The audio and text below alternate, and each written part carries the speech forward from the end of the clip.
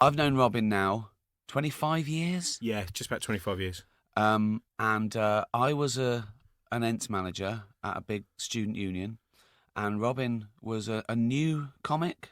Yeah, I'd just started. I think 23 years old. Yeah, I think you'd come out of university. Yep. You'd entered a competition. You'd done well, hadn't you? Yeah, came second. So You Think You're Funny. So You Think You're Funny, which is a famous Edinburgh. Yeah, it's a big. There's like Edinburgh at one point had about 4 new comedy competitions, and different people were winning them all the time. No one knew who was best, and it created a lot of problems. I booked him for a gig, and we hit it off immediately.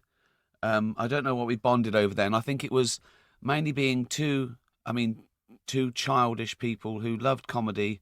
I had no aspirations to be a comedian then. I had a job that I could muck around in all day and book comics and hang out. Music, we were into the same sort of music, as I remember, the Smiths and that ilk, and also crap TV.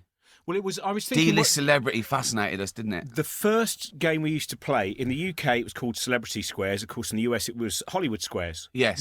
So we would sit and we would work out what the best configuration was of celebrities. So who do you want in the centre square? That's going to be picked most often, though. That's actually very bad technique. You should pick the top left.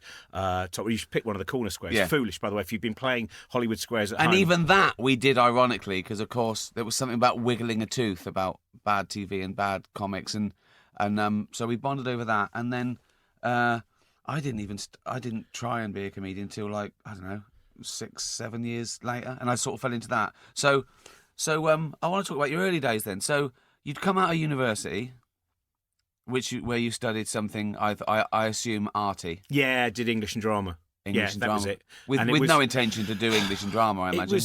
I'm the worst example of why the further education system shouldn't exist, because I was all of those. I basically found out when I was 11 years old, I won a prize for writing a book review about Agatha Christie, and I'd never seen or read any Agatha Christie, and I made it up, and I won the prize, and that kind of set me going, the arts. That's because science, you don't do science. You know, Richard, when he's in later on, you can't just bluff it. You might be able to bluff it for a little bit, but eventually someone will say, can we just see the results of those experiments? Thank you for watching another video from Comedywave. That was the Ricky Gervais's Deadly Serious podcast with Ricky Gervais and Robin Ince, explaining how they met. I will always remember Ricky and Robin Ince from the time that Ricky kind of was bullying him backstage when they were doing stand-up together. I'm sure you know if you know, but please leave a like and a comment on this video and follow if you want to see more.